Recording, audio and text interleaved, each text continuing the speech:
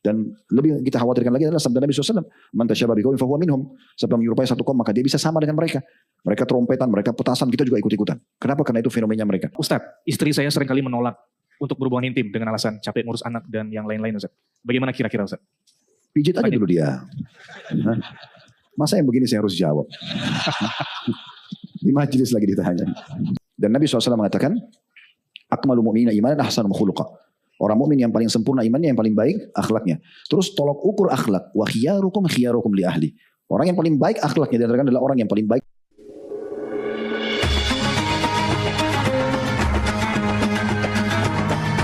Yang subscribe, semoga hidup kaya raya, mati masuk surga. Sama juga mereka punya misal contoh hari ibu. Saya sempat baca salah satu sejarahnya. Karena mereka di negara-negara barat ini, kalau sudah 17 tahun ke atas mereka kan sudah bebas ya. Bahkan bisa tuntut orang tuanya, bisa coba minuman keras. Pokoknya mereka sudah bebas gitu ya. Dan mereka kalau sudah mulai kerja, orang tuanya sudah tua, jarang di antara mereka yang mau urus orang tuanya, dimasukkan panti jompo. Ya. Jadi sudah jarang diurus orang tuanya. Ada yang bahkan saya baca kisahnya itu, orang tuanya sudah meninggal, ditelepon sama panti jompo, dia bilang oke, berapa biayanya ditransfer, udah dikubur, dia tidak pernah pusing. Memang seperti itu. Akhirnya orang-orang tua ini pada minta supaya dibuat ada hari khusus mengenang orang tua. Kalau kita nggak ada itu. Setiap detik kita mengejar bakti kita pada orang tua. Hidup atau sudah mati, kita nggak butuh setahun sekali hari ibu, nggak butuh. Kita setiap hari ibu kita bantu, gitu kan? Setiap hari kita kejar pahala dari dia. Hidup ataupun sudah mati. Kita tahu kan kita mengejar amal soleh itu kan. Bahkan termasuk amal yang afdol setelah iman kepada Allah adalah bakti pada kedua orang tua. Contohnya. Nah untuk apa kita ikut-ikutin mereka? Kan gitu. Jadi ini salah satu hal yang mesti kita fahami teman-teman. Jadi tidak semua apa yang dari non muslim kita ciplak dan kita harus paksakan masuk ke agama kita. Dan lebih kita khawatirkan lagi adalah sabda Nabi SAW. Man tasyabaha biqaumin fahuwa minhum. Siapa menyerupai satu kaum maka dia bisa sama dengan mereka.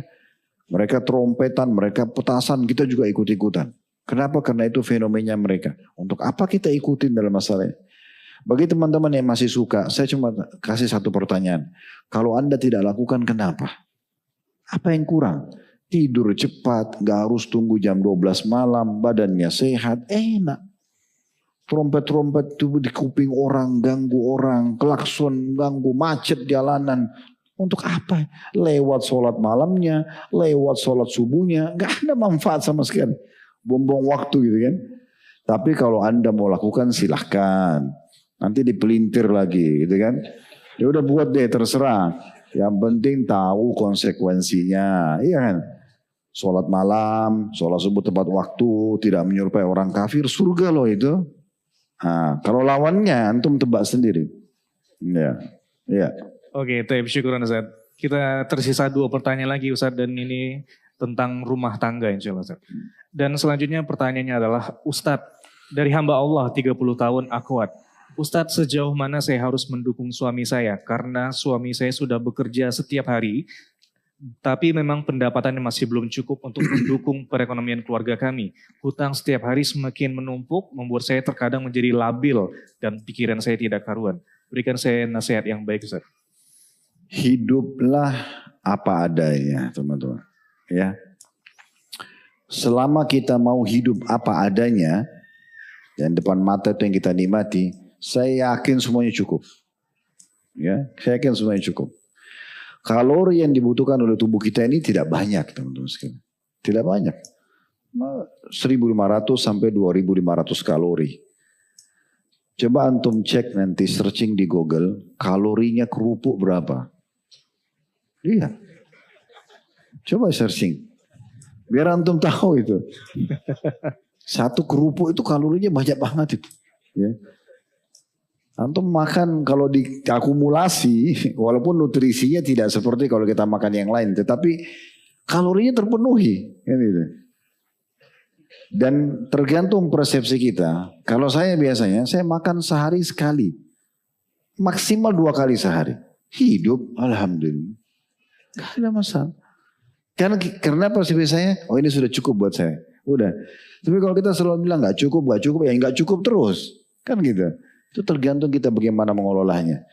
Kalau kita coba menikmati apa yang ada, kita syukuri maka insya Allah akan cukup. Ini secara global dulu ya. Nah sekarang bagaimana ukhti kita ini menghadapi rumah tangganya yang utang terus menumpuk dan pendapatan suami belum mencukupi. Nah ini bagaimana mengelola saja, bagaimana memanage saja. Ya, kalau suami hanya mampu ukhti Karimah, ukhti yang terhormat ini, kalau suami hanya mampu membeli, misal kita bicara paling buruknya cuma bisa beli 1 bungkus nasi per hari, contoh, ya udah makanlah berdua di situ, nggak ada piring, makan di daun pisang, nggak apa-apa, makan, itulah cinta yang sebenarnya kan gitu. Ya udah hidup sesuai dengan kemampuan suami, jangan dipaksakan. Oh kayaknya nggak cukup kalau kita 1 bungkus nih, kita harus makan 2 bungkus, 3 bungkus per hari. Nah kemampuannya tidak mampu, hanya terpaksa utang kan gitu. Jadi kita teman-teman sekalian tergantung kondisi dan keadaan. Kalau kita lihat riwayat para sahabat ya, mereka yang tidak punya makanan, maka mereka dalam satu peperangan pernah, beberapa sahabat menukil, kami pernah diutus Nabi SAW berperang, kami hanya makan sehari 1 butir kurma dengan cara mengisapnya. Kenapa? Karena mereka bisa menerimanya itu. Kondisinya bisa diterima. Bukan saya bilang jangan berusaha ya. Karena kondisi ukhti yang sedang bertanya ini kan bagaimana menenangkan diri. Sementara utang terus bertambah. Ya coba lebih disyukuri dan dipas-pasin udah. Berhenti melihat teman-teman sekalian tetangga di sebelah. Ya. Atau kita nonton di media, ini yang paling berpengaruh sekarang media nih. Buka makanan enak, restoran tersohor apa sekarang. Wah keluar semua menu-menunya. Minta harus beli itu. Ya susah. Kalau ada uang gak ada masalah. Masalahnya lagi tidak ada uang. Mata kita ini punya nafsu juga ya. Mata itu punya nafsu, hidung, semua ini ada nafsunya. Nafsu mata itu melihat. Terbukti kalau antum mau ikuti nafsu makan, kalau kita lagi puasa, semua kita mau beli kalau mau buka puasa kan. Itu nafsu makan, nafsu mata. Nanti gak dimakan juga. Jadi bisa dikontrol sebenarnya. Itu mungkin yang pertama. Yang kedua, coba banyak berdoa kepada Allah Subhanahu wa taala, introspeksi diri ya. Kemudian yang ketiga, negosiasi sama pemilik utang ini. Siapa tahu memang ada di antara mereka yang Allah lunakkan hatinya. Datang, ini kondisi kami, sebenarnya kami ini kesulitan membayar utang. Bisa nggak utang ini dimaafkan saja, misal. Atau ada jalan keluar nggak? Pendapatan kami misalnya 1 bulan 2,5 juta. Kami harus bayar utang 300.000. Pengeluaran kami 2 juta. Ini nggak cukup.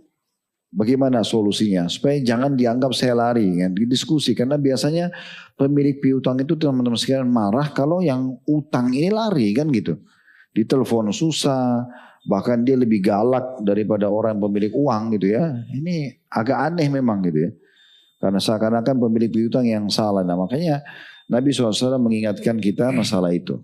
Jadi orang mukmin itu sangat mudah kalau meminjamkan uang, transaksi, sangat mudah juga kalau menagih ataupun dia mengembalikan haknya semua atau memberikan hak orang lain, itu semua bagian daripada ibadah. Ya, Allahu a'lam. Oke, mungkin pertanyaan terakhir Ustaz, dan ini sebetulnya dari Ikhwan, anak kutip dari kolom komentar kita. Ustadz, istri saya seringkali menolak untuk berhubungan intim dengan alasan capek ngurus anak dan yang lain-lain Ustadz. Bagaimana kira-kira Ustadz? Pijit aja dulu dia. Hah?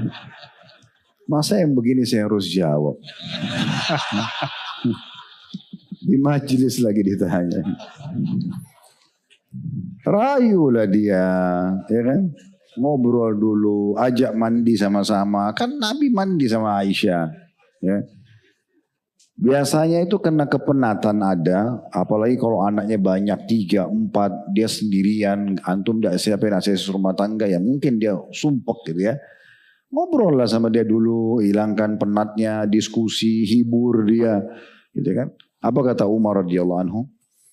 Kami, kalau di luar rumah kami, laki-laki ini ya, Maka kami seperti serius, jujur, profesional dan segala macam. Kerja keras, serius, jujur, profesional dan segala macam. Tapi kalau kamu masuk ke rumah kami menjadi seperti anak kecil. Pribadi antum berubah semuanya. Banyak bercanda, banyak ngobrol. 8 jam, 10 jam istri antum nunggu di rumah. Dia butuh juga datang antum ngobrol. Sekarang antum datang tiba-tiba dengan otoriternya, mukanya musam, mana makanan, mana minuman, ayo kita tidur. Ini apa ini? Kan tidak cocok, tidak pas ya. Dan Nabi SAW mengatakan, akmalu mu'minina imanan ahsanum khuluqa. Orang mukmin yang paling sempurna imannya, yang paling baik akhlaknya. Terus tolok ukur akhlak. Wa khiyarukum li ahli. Orang yang paling baik akhlaknya diantara adalah orang yang paling baik dengan keluarganya. Maksudnya istrinya di sini. Muamalahnya, gitu kan? Ada saja untuk bermuamalah. Saya yakin insya Allah teman-teman sekalian mungkin yang sudah berumah kan tahu masalah itu. Kalau saya masuk rumah, saya ngobrol dulu, tanyakan tentang kegiatan dia apa saja, apa yang merasa menjadi beban boleh dia bahasakan, gitu ya. Setelah selesai semuanya, kalau kita memang ada sebuah hadiah yang bisa kita kasih hadiah. Ya kita pun bersih-bersih dulu. Insya Allah setelah itu akan ada kok, gitu kan. Tapi kalau memang kita datang dengan otoriternya, dengan kasarnya, mungkin akan akumulasi rasa capek itu. Ya, sama juga dengan keluhan-keluhan istri kalau disampaikan, teman-teman sekalian kita pecahkan dengan cara kita. Ya, tapi cara ini bijaksana. Contoh misalnya, istri datang nih menyampaikan, ini kakak sama adik tadi berantem nih.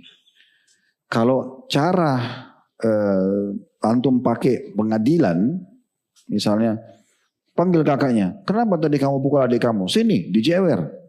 Ini istri antum makin sakit hati nanti. Karena itu anaknya, walaupun dia keluhkan. Beda caranya gitu kan. Jadi lebih baik kita rangkul keduanya, kita nasihatkan dengan baik-baik. Ya, kita buat supaya mereka saling berbagi, berikan hadiah, saling berbagi, saling memakan, saling pelukan. Saya sering lakukan itu pada anak-anak, tiba-tiba jadi baik suasananya. Contohnya gitu ya. Allahu a'lam. Jadi seperti itu kurang lebih ya. Jadi insya Allah banyak berdoa kepada Allah. Kemudian cobalah mengenal karakter pasangan satu sama yang lain. Lihat suasana, kondisi dan keadaan gitu ya. Kalau emang antum pulang ke rumah istri antum belum capek sekali, nggak memungkinkan ya sudah. Antum masih punya waktu besok sebelum bekerja, habis subuh dan seterusnya, itu masih banyak waktu yang bisa dilakukan interaksi itu ya. Biasanya kalau kita menghibur, menghilangkan rasa sumpeknya, memenuhi kebutuhan, insya Allah itu akan bisa terjawab. Allahu a'lam. Sudah cukup Ustaz? Sudah, alhamdulillah. Baik teman-teman sekalian, semoga semua yang hadir, offline atau mulai dikabulkan hajat-hajat dunia akhiratnya, diampuni dosa-dosanya, diangkat derajatnya, dan semoga Allah Subhanahu wa taala selalu menjaga stabilitas dan keamanan negara kita. Allah juga memakmurkan negeri kita, melunasi utang-utangnya dan memberi petunjuk para pemimpin menjalankan tugas dan amanah dengan baik dan menjadikan kita masyarakat yang selalu gotong royong dengan pemerintah untuk membantu menjaga stabilitas dan juga kemerdekaan, persatuan dan kesatuan kita. Dan siapapun yang akan keburukan bagi negeri kita, bagi agama kita dan keluarga kita, semoga tipu daya mereka dikembalikan kepada diri mereka sendiri. Dan semoga seluruh umat Islam yang tertindas di muka bumi dimanapun berada, terutama di Palestina, Allah berikan kepada mereka kemerdekaan sebagaimana Allah berikan kepada kita. Semoga Allah ikhlaskan niat mereka, terima para syuhada mereka, muliakan Islam di tangan mereka dan tangan kita semua, dan semoga Allah ikut sertakan kita bersama mereka di pahala, baik dengan doa, dengan harta, juga dengan jiwa kita. Dan semoga Allah dengan kemahamurahannya, yang saya yakin dan anda juga pasti yakin semua sedang melihat kita karena dia maha melihat, mendengar kita karena dia maha mendengar, agar menyatukan kita semua di surga firdausnya kelak tanpa hisab, mana disatukan dalam majlis ilmu yang mulia ini. Allahumma amin. Kalau ada benar dari Allah, silakan diambil dan diamalkan. Kalau ada salah dari saya istighfar dan memohon maaf kepada jemaah sekalian. Subhanakallahumma bihamdika, asyhadu an la ilaha illa anta, astaghfiruka wa atubu ilaik. Wa sallallahu ala nabiyyina wa habibina Muhammadin wa alihi wa sallam. Alhamdulillahi rabbil alamin. Wassalamualaikum warahmatullahi wabarakatuh.